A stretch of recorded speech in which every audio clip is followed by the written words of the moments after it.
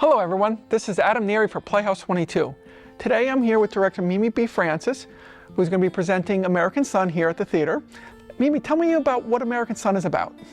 American Son is a play by Christopher Demos Brown, and it's written about an experience that an interracial couple has in a police station. They've been notified that their son has been involved in an incident, and they're awaiting for the news as to where he is, what happened, you know, the details with the police. And it takes us on a journey of their relationship as an interracial couple and all of the things that they've done to help raise their son, and you know, he goes to the finest prep schools in Coral Gables, etc. But it really addresses a lot of the societal issues that we have regarding men of color being profiled, how they're treated by the police, their own dynamic in their relationship as a white man who's an FBI and the woman who's a PhD professor in psychology at the university. And so it really is a journey on what we realize about ourselves, what we think of other people, and how those differences kind of clash throughout the play. Now you're working in a black box space here at Playhouse 22. Tell us about what it's like to work in a different environment, because you're used to working more in a traditional proscenium space, but what makes this a little bit different?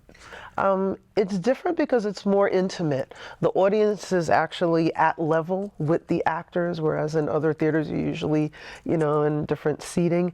It gives the audience a rare opportunity to really look into the actual play and the actors' movements and how they're speaking, and just really as the story is being told to them in their own living room, so to speak, because they're that close to the actors. And being in a black box for this particular play works because of that, the relationships that we see between the characters. And that's a good, cool question about this is a very heavy character piece. Yes. And it's a cast of, how many people are in the show? Four. It's four in the show. So what did you do to try to help them create their characters, knowing how intimate this space is? Mm-hmm. Well, when we did the first read-through, it was just to get a sense of who the characters may be. I always ask the actors to kind of do their own homework. What's their backstory behind the character? What do they feel that character lives each day? There are different historical references in the play itself, and so I provided that information to the actors as well, so that they get a sense of, while this is a modern play, there are historical references made in the play, and so to understand that, I think, helps the actor bring out their character even more. You have mentioned this is the historical backgrounds and characters. When does the show actually take place? It states kind of in the 2000s, so it is a modern day play, but the historical references refer to, it takes place in Miami, and so the historical references refer to segregation in Florida, refers to a situation of police interaction with a man named Arthur McDuffie, which actually happened. So some of those references are important to the actual story going on.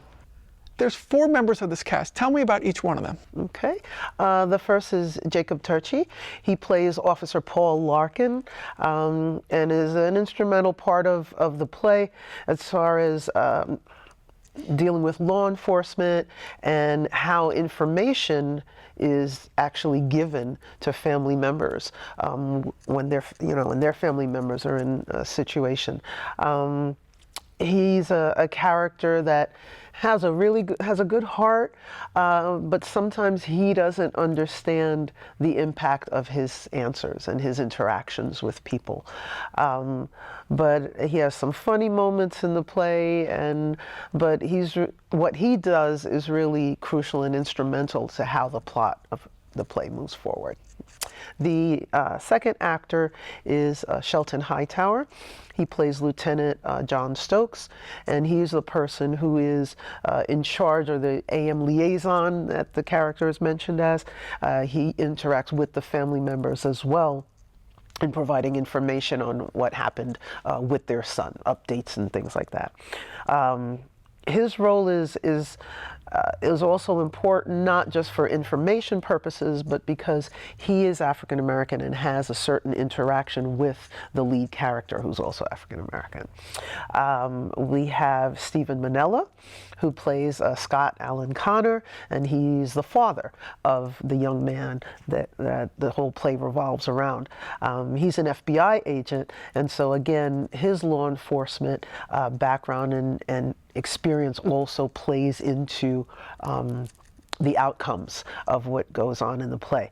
And he has various exchanges with his wife, who is Keturah Ford Walker, who's playing Kendra Ellis Connor, and she's a PhD professor in psychology. And so all of her background and experience is pivotal, because her interactions with her husband, Scott, they play against each other. They work well together with each other, and it's really the roller coaster of their relationship that you see.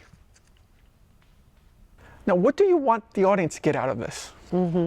I want the audience to be able to see this as either a mirror or a window.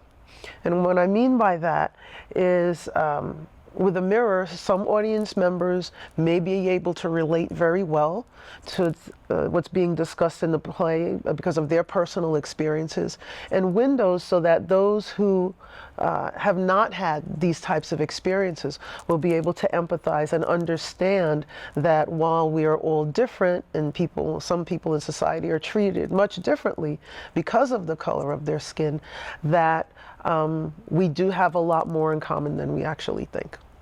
And what do you want to get out of this play? Well, what I always want to get out of any play that I direct is for the audience to come away with a thought, with an idea, and possibly even with an action that they want to take, that they want to be motivated or inspired by it.